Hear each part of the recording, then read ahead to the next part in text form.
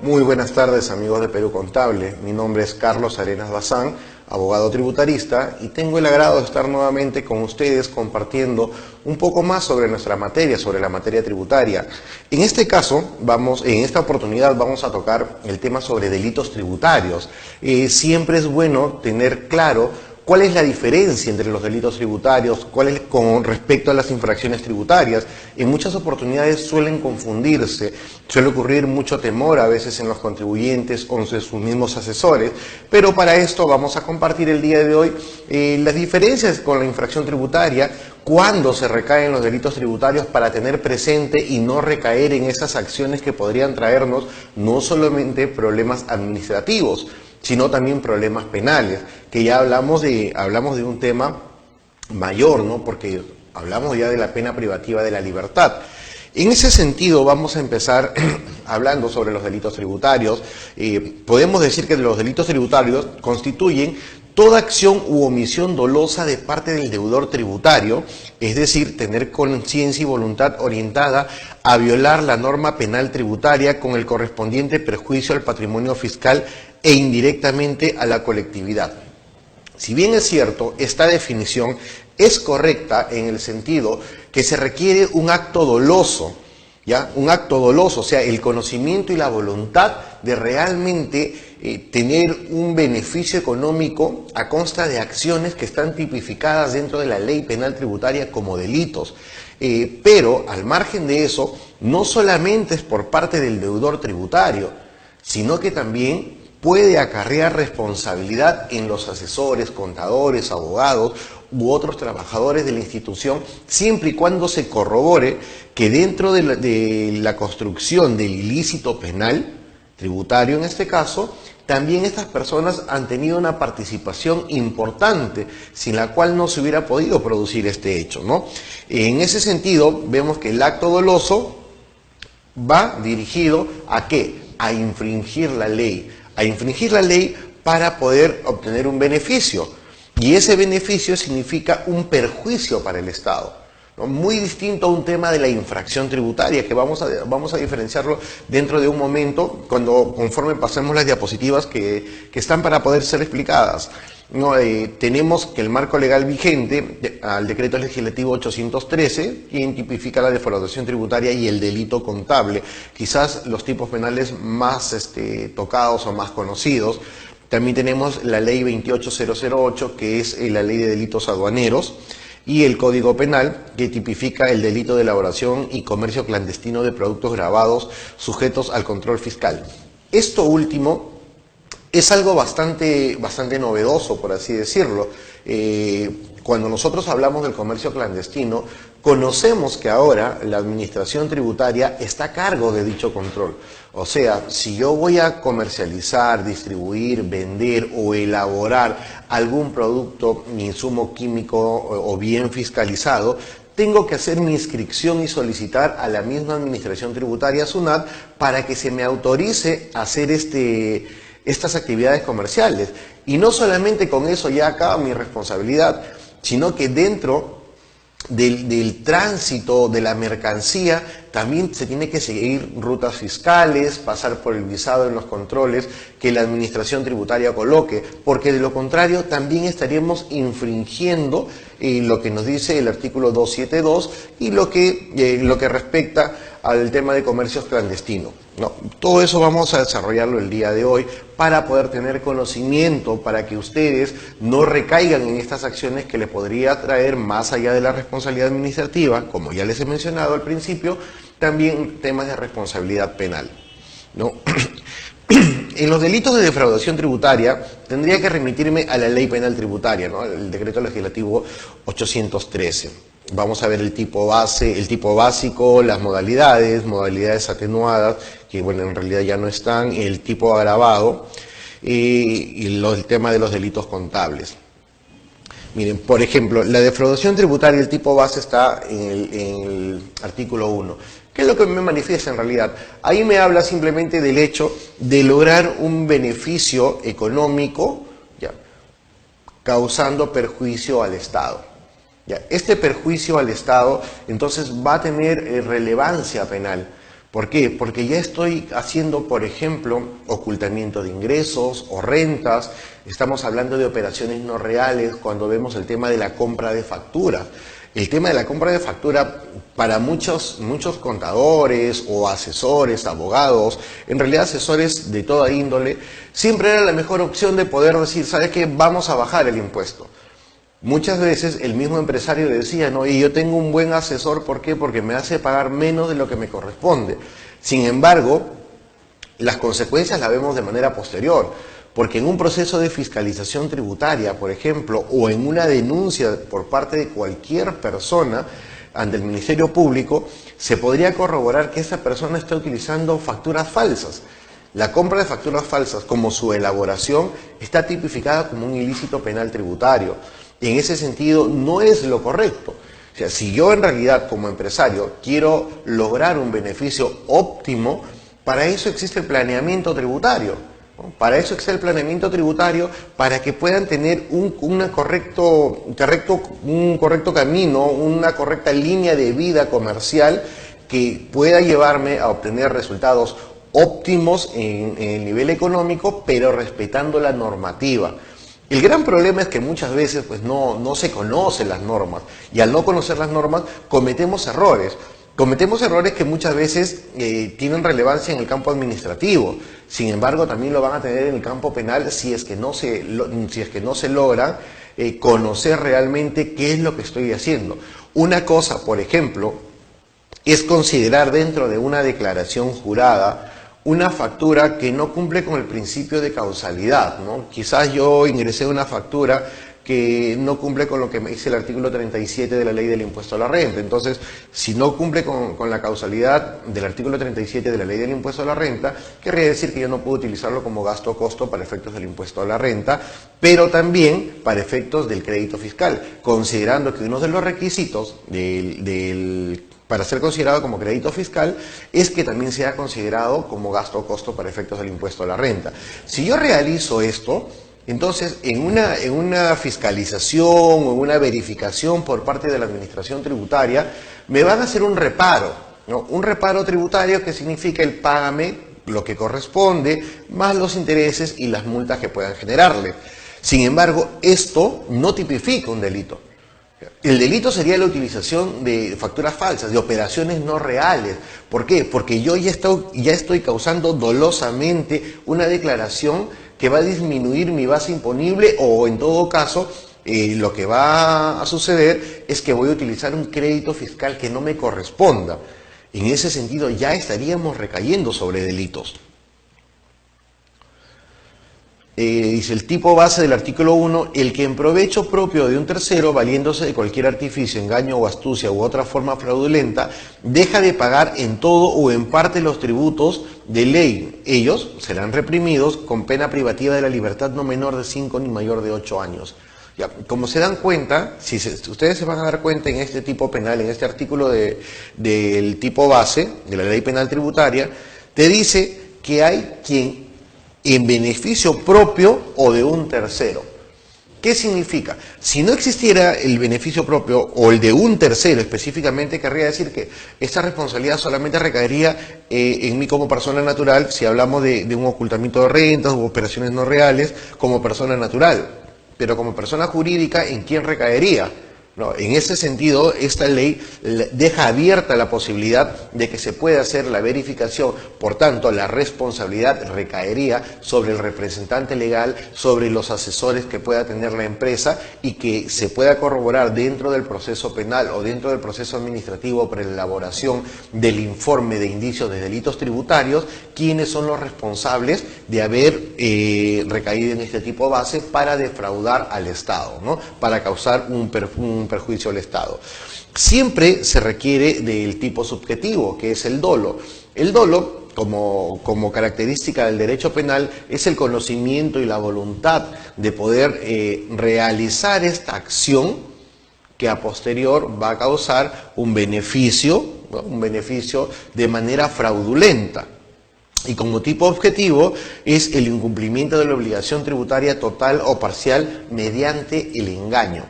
¿ya? Mediante el engaño. Justamente esta característica del engaño y la característica del dolo son las que tienen que ser probados dentro del proceso penal, ¿no? El proceso penal no es meramente administrativo, si bien es cierto, va a haber exposición por parte de la administración o de los abogados defensores respecto al comportamiento administrativo, porque justamente emana de una acción propia del derecho tributario. También se tiene que verificar si realmente la conducta realizada por los sujetos denunciados o los probables responsables o imputados corresponden a tener dolo y cuyo comportamiento haya sido necesaria para realizar un engaño al Estado. Bueno, acá hay un ejemplo, me dice: Pedro tiene un almacén clandestino de productos. Si se comercializan sin ser declarados dolosamente, se reduciría o desaparecería el monto del tributo a pagar. Claro, o sea, ahí estamos hablando que yo tengo material, yo tengo mercadería, y esta mercadería obviamente yo la quiero comercializar, pero para no pagar impuestos, ¿qué es lo que hago? Empiezo a vender de manera clandestina. ¿Ya? Y al venderla de manera clandestina y al no declarar, entonces ya entraría posiblemente en el tipo de ocultamiento de ingresos o rentas.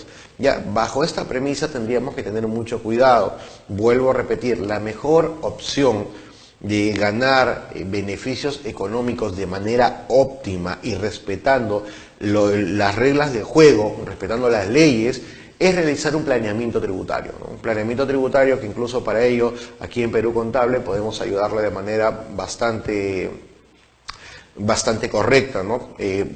Con toda la experiencia tenida por los profesionales y el staff de asesores que se tiene aquí. También hablamos sobre los delitos contables. Me dice que será reprimido con pena privativa de la libertad no menor de 2 años, no menor de 2 años ni mayor de 5 años, el que estando obligado a llevar libros y registros contables incumpla totalmente dicha obligación. Deja de anotar operaciones, realiza anotaciones falsas, destruya o oculta los libros o registros contables. Si ustedes se dan cuenta, todas estas 4 premisas, que me menciona el artículo 5 de la Ley Penal Tributaria, ¿a qué nos lleva? Nos lleva a tratar de ocultar de manera fehaciente las acciones que llevarían a determinar de manera correcta el tributo. Entonces, esto también está penado, ¿no? Porque en este caso, si yo soy una empresa que tiene régimen general, estoy obligado a llevar libros, ¿no? Vamos a ponernos en los libros más simples, ¿no? Registro de compra, registro de venta y libro diario de formato simplificado. Vamos a suponer que hablamos solamente de estos 3 libros. ¿Ya? Si yo destruyo, oculto o dejo de anotar operaciones dentro de ellas, ¿para qué lo hago? Lo hago definitivamente para bajar la base imponible, para disminuir la base imponible. Entonces, en ese sentido también estaría engañando de manera dolosa, causando un perjuicio al fisco, en este caso al Estado. El perjuicio no se la causan a la SUNAT, el perjuicio se la causan al Estado. Es por eso que justamente se trata de preservar a través de la Ley Penal Tributaria. ¿Qué es lo más aconsejable? Lo más aconsejable sería que yo tenga mis libros llenos de manera correcta. Y en todo caso, si existe un error, poder subsanar esos errores, ya considerando que el artículo 189 del Código Tributario, cuando habla sobre el tema de delitos, nos menciona que si el contribuyente realiza arregla o subsana este ocultamiento de renta, las operaciones no reales, la destrucción de los libros, ocultamiento de las anotaciones, ya no sería punible, o sea, ya no habría acción por parte del Ministerio Público porque se ha hecho antes de la denuncia planteada por el Ministerio Público o antes de cualquier acción administrativa de fiscalización que esté relacionada justamente con el tema del ocultamiento de información. Ya, en ese sentido, sería bueno tener presente siempre que si yo he realizado una acción no correcta y soy consciente de lo que está ocurriendo, poder leer el artículo 189 para saber en qué momento se puede realizar justamente el tema del reparo, ¿no? Diferencias entre una infracción y el delito tributario. Por el aspecto subjetivo, el delito tributario necesita de todas maneras la existencia del dolo. ¿Ya? Si no existe dolo, si no hay conocimiento y voluntad, no puedo hablar de un delito de defraudación tributaria. ¿Ya? En ese sentido, podríamos poner el caso de algunos representantes legales o algunos contribuyentes que son timados por sus asesores, pero que al darse cuenta de lo ocurrido, de manera automática, ¿qué es lo que realizan? Subsanan las operaciones que podían acarrear en responsabilidad penal. En ese caso, quiere decir que ya no hay voluntad. Si no hay voluntad, ya habría ausencia del dolo, y si no hay dolo, entonces ya no hablaríamos de un delito tributario. Posiblemente, dependiendo la acción, las acciones que se puedan realizar, podría ser un tema de infracción tributaria, ¿no? Quizás tipificado con el artículo 178, numeral 1, cuando hablamos sobre la declaración de cifras o datos falsos, u obtención del crédito o gasto-costo para efectos del impuesto a la renta. Ya tendríamos que analizar en cada supuesto. Por su investigación, el delito tributario es un proceso penal ante la autoridad judicial y la infracción tributaria es vía administrativa. Ahora, respecto al tema de delitos tributarios, si bien es cierto, es perseguible ante el Poder Judicial, el Ministerio Público va a ser quien va a denunciar, quien va a formalizar la denuncia ante el Poder Judicial, cabe a la misma Administración Tributaria realizar dos acciones. Primero, es la elaboración del informe de indicios de delitos tributarios. Y segundo, la misma administración como parte civil también se va a constituir en el proceso. Se va a constituir en el proceso para poder ofrecer medios probatorios, para poder solicitar la reparación civil que corresponda en los casos de cada delito tributario, ¿no? Entonces, en ese sentido, podríamos decir que si bien es cierto, el delito tributario es ante la administración judicial, ante el Poder Judicial, pero también se realizan actos dentro de la administración tributaria, ¿no? La elaboración del indicio de defraudación tributaria o delito tributario, y segundo, la constitución como parte civil por parte de la SUNAT, que en este caso, SUNAT de Estado, que sea el agraviado en el proceso. Por la naturaleza de su resolución, el delito tributario tiene una resolución, ¿qué cosa es? Es la sentencia, ¿no? De tipo personal y de tipo económica. Tipo personal, cuando hablamos de la pena privativa de libertad, y de tipo económico cuando hablamos de la reparación civil, ¿no? Que la reparación civil generalmente va a ir de la mano con el monto que se ha defraudado. O sea, no podría ser un monto menor a lo que se ha defraudado. Si yo, mediante el engaño, he perjudicado, he causado un perjuicio al Estado por 3 millones de soles, la reparación civil no podrá ser menor a 3 millones de soles, ¿no? Y como me dice el artículo 191 del Código Tributario, no habrá lugar a reparación civil en los delitos tributarios cuando la administración tributaria haya hecho el cobro por la deuda correspondiente, que es independiente a la sanción penal. Es decir, se hizo la denuncia, el Ministerio Público formalizó la denuncia, se fue al proceso penal y encontraron la responsabilidad penal, sentenciaron al contribuyente. Al realizarse la sentencia y al imponer la reparación civil, se verifica que ese contribuyente ya había hecho el pago, ¿ya? O sea, dentro del proceso penal dijo, oye, ¿sabes qué? Mejor voy a pagar. Hizo el pago pensando que con eso ya no tendría responsabilidad penal, no, ahí habría un error, que de todas maneras ya va a haber responsabilidad penal, porque solamente lo que dice el artículo 189 haría que ya no se pronuncie el Ministerio Público, la misma administración tributaria.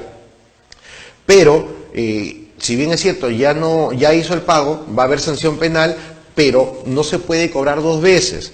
Y en ese sentido el artículo 191 del Código Tributario me dice, si ya pagaron en vía administrativa, si la SUNAT ya hizo el cobro en vía administrativa de ese pago, entonces ya no se va a imponer una reparación civil.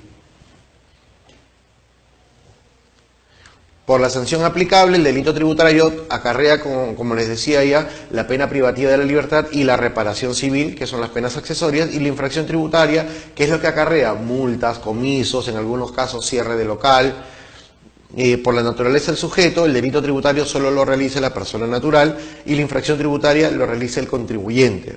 O sea, por ejemplo, en un delito tributario, la empresa Pepito Sac no es la responsable. La responsabilidad del delito tributario recae en el gerente general, posiblemente en los directores, en el contador, en el asesor legal, en el administrador. Ellos van a ser analizados dentro del proceso penal para verificar cuál es el grado de responsabilidad, de participación que hayan tenido en la comisión de este delito tributario.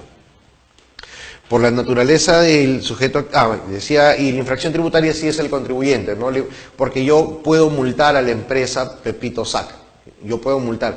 Que el representante legal es el responsable, sí, ¿no? Cuando hablamos dentro de la estructura del derecho tributario vemos que el deudor tributario va a ser el contribuyente o los responsables. En este caso, la multa se le va a imponer a Pepito Sac, que es el contribuyente, pero el responsable de realizar el pago será el gerente general, ¿no? Por la determinación de la responsabilidad y el delito tributario debe probarse la intención, que es el dolo. Ya hemos hablado de esto, y la infracción tributaria es la determinación objetiva. Basta con el quebrantamiento de la ley tributaria, ¿no? Si yo no declaré, y declaro, no sé, al siguiente mes ya tengo una infracción por el artículo 176, numeral 1, por ejemplo. ¿No? Ahí no necesariamente existe dolo. Puede ser que yo me haya olvidado de realizar la declaración. Puede ser que yo haya llenado todo el PDT y no haya hecho el envío. Entonces, en este caso, no basta con el dolo, ¿no? O sea, en este caso no es necesario, el dolo. Solamente basta con el quebrantamiento de la ley tributaria. Respecto a la inclusión de nuevos delitos, vemos el delitos por almacenar bienes con valor superior a los 50 UITs en lugares no declarados. En la fase del delito, o el iter criminis, que se habla dentro del derecho penal, vemos, ¿no?, que es la ideación, ¿no?, la fase interna. O sea, yo estoy echado en mi cama y digo, ¿sabes qué? Voy a perjudicarle al Estado y voy a hacer tal cosa, voy a ir a tal lugar, voy a comprar factura. O sea, eso es lo que yo estoy ideando. Sin embargo, eso no es punible, porque finalmente, si lo que yo he pensado no lo realizo, entonces no hay una acción propia para que sea punible. No existe el delito tributario todavía. Ya luego viene la fase externa, donde hablamos ya de los actos preparatorios, y hablamos también de la tentativa, en el caso de haber querido cometer el delito, pero por situaciones X no se realizaron, la consumación y el agotamiento, ¿no? Dice, respecto a la tentativa, dice, comienzo de la ejecución, no hay consumación, o sea, todavía no se consuma, yo estoy realizándolo. Mientras yo estoy realizando, es decir, yo me reuní con la persona X, hicimos todo el acuerdo, me dieron las facturas, sin embargo, yo nunca realicé la declaración, o sea, nunca utilicé esas facturas, ¿no? Quizás mi comportamiento podría ser analizado desde otro tipo penal, pero no como un delito de defraudación tributaria. ¿Por qué? Porque no estoy perjudicando al fisco todavía.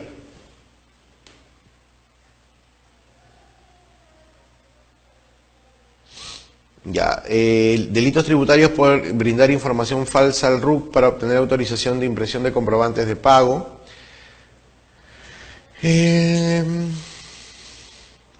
Bueno, estos son en realidad las descripciones de tipos penales. ¿Qué es lo que deberíamos tener en consideración, amigos? Como empecé diciéndoles, ¿no? Todo contribuyente, ¿qué es lo que busca? Todo contribuyente busca tener un margen de ganancia mayor al que ya tiene, porque justamente por eso trabajamos, por eso emprendemos en empresas, por eso tenemos actividades que son enmarcadas dentro del impuesto a la renta o dentro del IGB también. Sin embargo, la mejor manera de poder lograr estos resultados óptimos no es la compra de facturas. Así que, por favor, como consejo le doy a todos ustedes, como contribuyentes, como estudiantes, como profesionales, asesores, hay que desterrar el tema de la compra de facturas, porque eso va a causar problemas tanto administrativos y, lo peor, problemas económicos, problemas penales. Quizás nos duela pagar un monto económico. ¿A quién le gusta perder algo de su dinero? Sin embargo, es peor perder la libertad. Entonces, en ese sentido, amigos, yo los invito a realizar un planeamiento tributario. Los invito a averiguar un poco más sobre el planeamiento tributario. Para eso, aquí en Perú Contable tenemos un staff de profesionales que van a estar a sus servicios para poder asesorarlos cuando ustedes decidan tener un planeamiento tributario o afrontar una fiscalización de manera correcta. Por mi parte, ha sido todo el día de hoy. Ha sido con mucho gusto tratar el tema de delitos tributarios. Dios mediante, estamos compartiendo en una próxima oportunidad. Hasta luego.